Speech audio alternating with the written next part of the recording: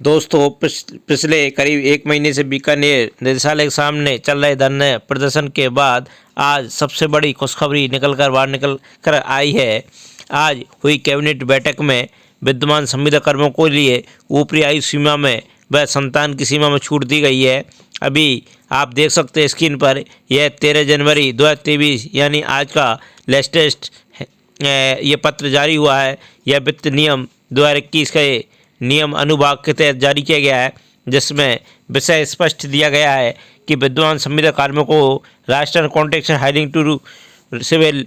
Rule post 2022 के अंतर्गत लाए जाने के संबंध में ऊपरी सीमा, संतानों की संख्या बाबत प्रावधान, चरित्र प्रमाण पत्र एवं स्वास्थ्य प्रमाण पत्र संबंधी प्रावधानों में शिथिलता प्रदान करने के निर्देश दिए गए हैं, जिसमें स्पष्ट लिखा गया है कि उपरोक्त विषय अंतर्गत लेख है कि कार्मिक विभाग की अधिसूचना पत्र क्रमांक 74 के कार्मिक के 2/2014 दिनांक 11/1/2022 के द्वारा Rajasthan contractual hiring to civil post rules 2022 लागू किए गए हैं। उक्त नियमों के नियम 3 के प्रावधान अनुसार विद्यमान संविदा कार्मिकों को इस नियमों के अंतर्गत लाए जाने हेतु वित्त विभाग द्वारा संविदा कार्य पदों पर पारिश्रमिक निर्धारित करके सहमति प्रदान की गई है। उक्त नियमों के नियम 6 में वर्णित ऊपरी आयु सीमा नियम 1/6/2002 के पश्चात 2 से अधिक संतानों वाले कार्मिकों की नियुक्ति हेतु अपात्रता तथा नियम 8 में चिकित्सीय प्रमाण पत्र एवं चरित्र प्रमाण पत्र प्रस्तुत करने बाबत प्रावधान के कारण कथित प्रकरणों में विद्यमान संविदा कार्मिकों को इस नियमों के अंतर्गत लाए जाने की कठिनाई अनुभव की जा रही थी। अतः Rajasthan contractual hiring to civil post rules 2022 नियम 6, 8 व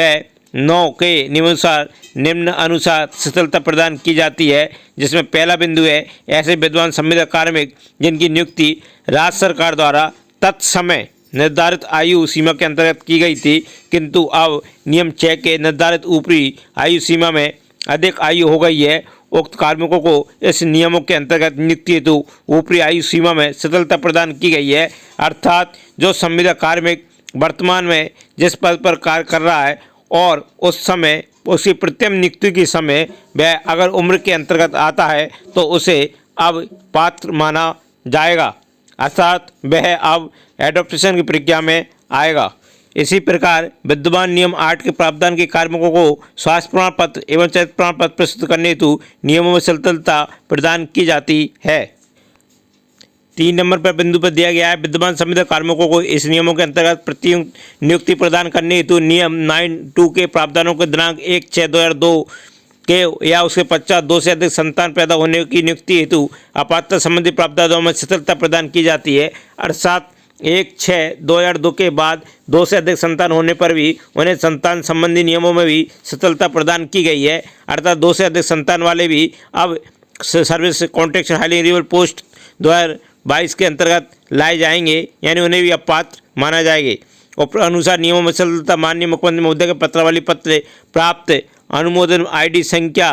दिनांक 12/1/2023 के क्रम में प्रदान की गई है। अर्थात 2 नियमों में अब शिथिलता प्रदान की गई है। पहला नियम जो ऊपरी आयु सीमा में आ रहे थे, जिनकी प्रथम नियुक्ति दिनांक को अगर वह आयु सीमा के अंतर्गत आते हैं तो उन्हें पात्र माना जाएगा। दूसरा नियम जिनकी 1/6/2002 के बाद 2 से अधिक संतानें थी जिसके कारण वो अपात्र थे, अब वो भी पात्र माने जाएंगे। यह सबसे बड़ी खबर निकल कर आज आ रही है। यह उन पंचायत सहायकों के लिए सबसे बड़ी खबर है जो अभी अपात्र की श्रेणी में संतान या ऊपरी आयु सीमा के कारण अपात्र माने जा रहे थे, जिन्हें अब पात्र मानकर शीघ्र ही विद्यालय सहायक के पद पर नियुक्ति दी जाएगी।